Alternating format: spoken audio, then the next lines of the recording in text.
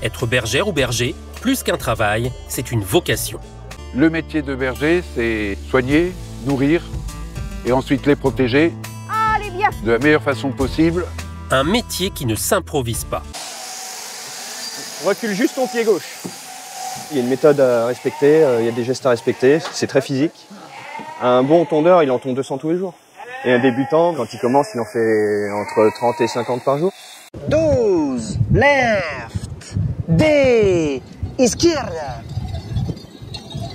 derecha, slowly, derecha. Étienne a une façon bien à lui de rassembler son troupeau. Derecha, droite, couché, puis. Comme un chef d'orchestre, il dicte les actions de ses 6 chiens en même temps, en leur parlant à chacun une langue différente. Lie down. Droite. L'un comprend le français, un autre l'espagnol, un autre encore l'anglais. Left. Ou bien le catalan. Derecha. Quieto. L'un reçoit ses ordres en langage météorologique, un autre encore ne répond qu'aux mathématiques. 34. 1000. 34. Je positionne les chiens autour du troupeau de brebis. Installe-toi. L'idée, c'est de les mettre chacun à leur poste. Lie down. Plus 12. Résultat. Izquierda. Quieto. Quieto. Étienne arrive ainsi à faire danser ses moutons. J'envoie l'ordre et le chien sait que ça s'adresse à lui, rien qu'à lui. Les autres gardent leur poste et je gagne du temps et ça me permet d'en faire travailler 6 sans problème. Un des plus grands conseils, c'est de regarder. Regarder ce qu'elles font, des attitudes un peu particulières. Voir s'il y en a une qui reste isolée, des oreilles basses, voir si tout va bien. Et après, dès qu'on les met dans l'herbe aussi, c'est les brebis qui ne mangent pas. De suite, une brebis qui ne mange pas, c'est une brebis qui ne va pas.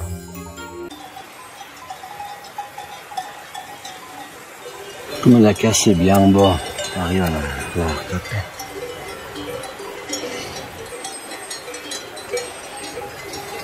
Bon, si c'est une attelle bien faite, ça vaut un plâtre. Moi, une fois, j'ai perdu un âne. Tout le monde me disait, ton âne, il est fichu. Moi, cet âne, je l'aimais plus que tout. C'était un âne extraordinaire de vaillance, de travail. Il m'avait beaucoup fait. Il avait la cuisse cassée. Je l'ai plâtré. Bon, tant pis, on va faire comme ça. C'est peut-être un peu long, tant pis. Oh, ça va aller. On va le sauver. Il y en a bien. Oh, mais c'est pas trop mal, ça. Ouais, c'est pas mal. Je suis très content déjà d'avoir assuré, tu vois. Ouais. Déjà, là, si c'était fêlé, ça va pas continuer. Elle va se ressauder plus vite et elle va souffrir moins.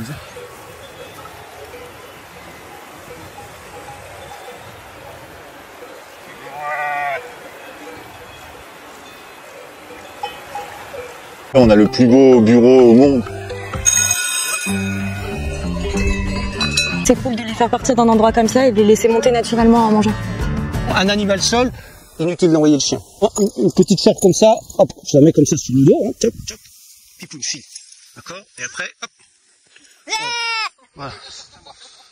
Et puis je la ramène donc vers le troupeau. Okay. Ce qu'on va faire d'ailleurs, vous allez me suivre. Le but du métier de berger, c'est de conduire un troupeau déjà. Une partie importante aussi qui est les soigner et les protéger du loup, notamment en mettant des parcs ou des chiens de protection. Le chien de protection protège les brebis des loups et c'est pour ça qu'il porte un collier anti-loup avec des gros pics, ce qui lui permet lui aussi d'être protégé parce que généralement le loup, quand il attaque à la gorge ou au cou.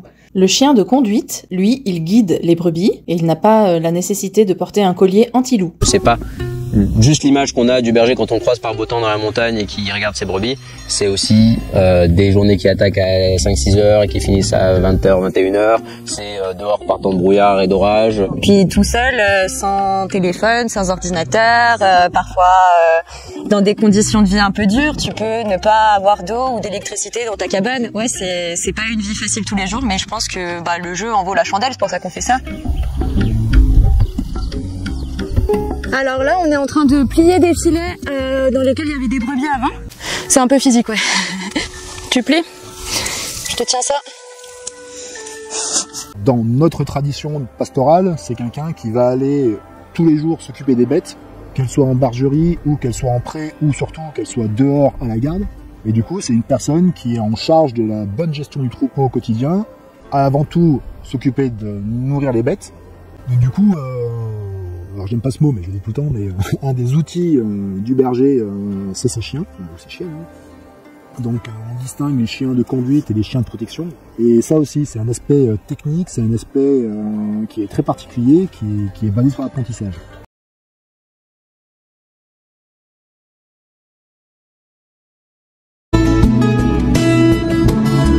L'Éternel est mon berger. Je ne manquerai de rien, il me conduit dans de verts pâturages. Vous l'avez compris, c'est le psaume 23. Nous sommes sur le site de Nazareth Village et notre thème de ce jour sera le bon berger. Et aujourd'hui, je voudrais vous parler de la parabole du bon berger. Vous voyez derrière moi des brebis et le berger passait toute sa vie à s'occuper de ses brebis, jour et nuit, toute sa vie. Quand il sortait pour aller dans les pâturages, pour faire paître son troupeau, il ne rentrait pas à la bergerie tous les soirs. Mais souvent, il restait des jours et des nuits à l'extérieur. Et donc, quand ils sont à l'extérieur, ils doivent trouver un abri pour protéger les brebis. Comme une grotte, par exemple, comme vous voyez derrière moi. Et le berger devait clôturer cet espace naturel pour que les brebis soient en sécurité. Il devait aussi faire une entrée, une porte à cet enclos. Et normalement, le berger se couchait devant l'entrée, devant la porte de cet enclos pour protéger ses brebis. Donc, si un ennemi voulait rentrer dans cet enclos, il devait passer par le berger. Le berger devenait la porte de cette bergerie, de cet enclos. Et c'est comme ça, Jésus, il a dit, je suis la porte. Personne ne rentre ni ne sort si ce n'est par moi. Et je donnerai ma vie pour mes brebis. Les brebis entraient et sortaient par cette ouverture, se sentaient donc en sécurité. Et il est important aussi de se rappeler que les brebis sont en sécurité dans la mesure où elles suivent les instructions du berger, où elles lui obéissent.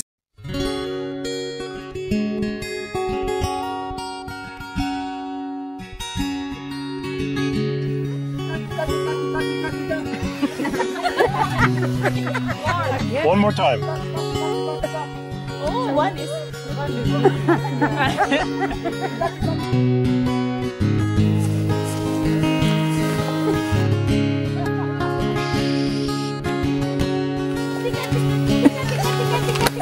Louder! Tika, tika, tika, tika! Tika, tika, tika, tika! Tika,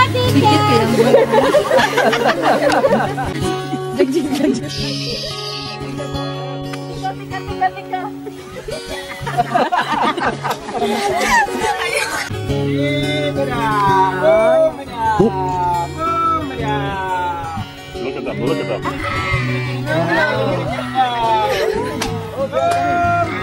That's amazing. Isn't that amazing? They are coming. Oh my God. Oh my God. Oh my God. This is oh my God. This is amazing.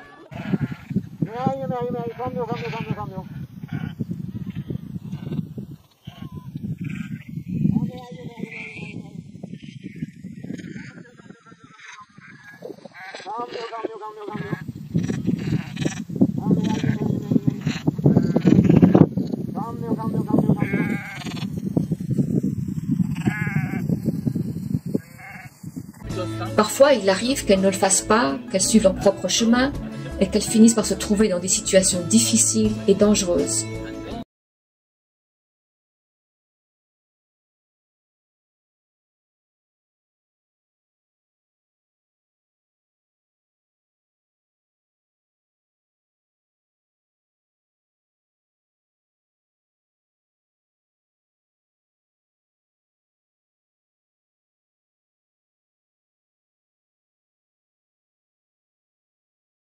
Et là, dans ce cas-là, le berger n'a pas la possibilité de protéger ses brebis.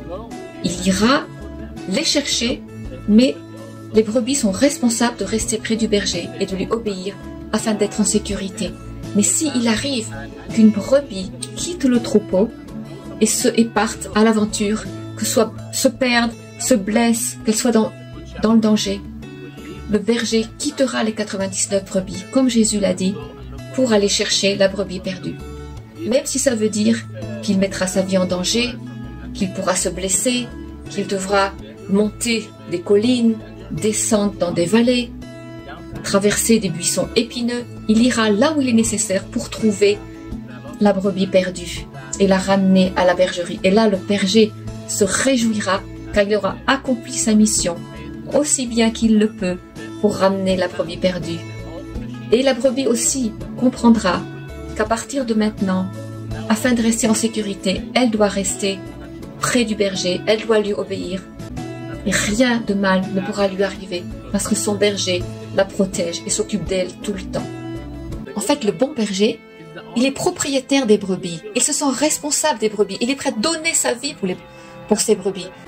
Jésus, lui, se présente comme le bon berger. C'est exactement ce qu'il a fait sur la croix. Il a donné sa vie pour ses brebis, pour chacun d'entre nous, parce qu'il était le bon berger.